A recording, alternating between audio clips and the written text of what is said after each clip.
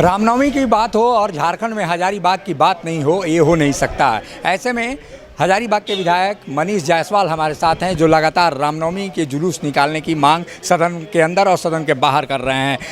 ये लगातार आप मांग कर रहे हैं, लेकिन सरकार की ओर से कोई इंडिकेशन अभी तक नहीं आया कि ये सरकार हमेशा जो है बहुसंख्यक समाज जो है हिंदू समाज को के प्रति उदासीन रहा है, इसमें कोई संदेह नहीं है।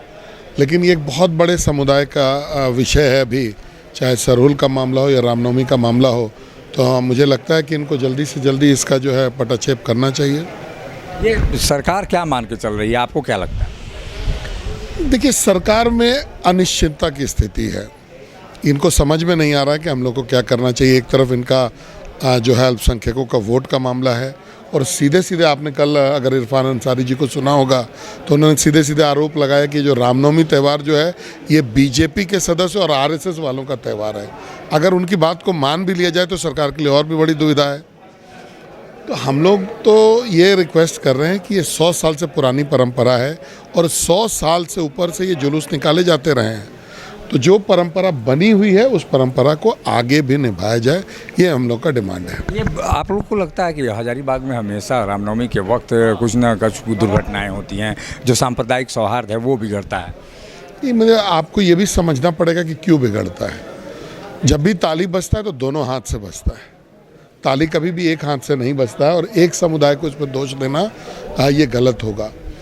और आपके पास सरकार के पास दुनिया भर का तंत्र है, एक पूरा प्लाटून खड़ा है। अगर वो चाहे एफिशिएंटली मैनेज करे तो जैसे 100 सालों से रामनवमी होती आ रही है आज भी होगी, उसमें कोई प्रॉब्लम नहीं है।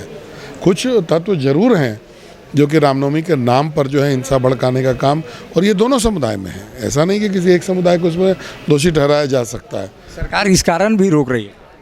हो सकता है कि सरकार के मन में ये चीज़ हो, लेकिन किसी भी पारंपरिक चीज़ को रोकना, किसी भी धार्मिक चीज़ को रोकना और लाखों लोगों के धार्मिक भावनाओं को ठेस पहुंचा करके किसी चीज़ को रोकना, ये उचित नहीं है। अब क्या करेंगे मनीष जायसवाल और जो वहाँ के विधायक हैं वो क्या करेंगे रामनवमी जुलूस को लेकर? क्या हमारा जो प्रयास है वो जारी रहेगा। आज मैं माननीय राज्यपाल महोदय से मिल रहा हूँ इस विषय पर, और जब तक सदन है तब तक सदन में और सदन के जितना भी सरकार के पक्ष के लोग हैं उनसे मिलता जुलता रहूँगा, अपनी बात को उनको से अवगत कराता रहूँगा। और सदन के बाद जो है 25 तारीख के बाद, परसों के बाद से जो है सचिवालय में और जिला प्रशासन के लेवल पर इस बात को उठाता रहूँगा। जब तक अनुमति नहीं मिलेगी तब तक शांत में बैठने वाला नहीं। ये थे मनीष जायसवाल, जो बता रहे थे कि अब जब तक अनुमति नहीं तब तक वो चैन से नहीं बैठेंगे। और ऐसे में अब देखना होगा कि हेमंत सोरेन की सरकार क्या वाकई में रामनवमी जुलूस को निकालने की अनुमति देती है या नहीं। सहयोगी संजय के साथ अशोक कुमार, मुखर संवाद, रांची। उस्ताद, आफत में पड़ी है जान। उस्ताद, उसके हाथ में तलवार है।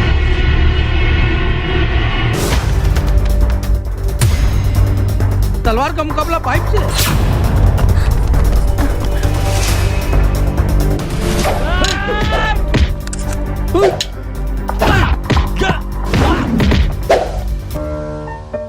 अरे वाह, आप तो हीरो हो।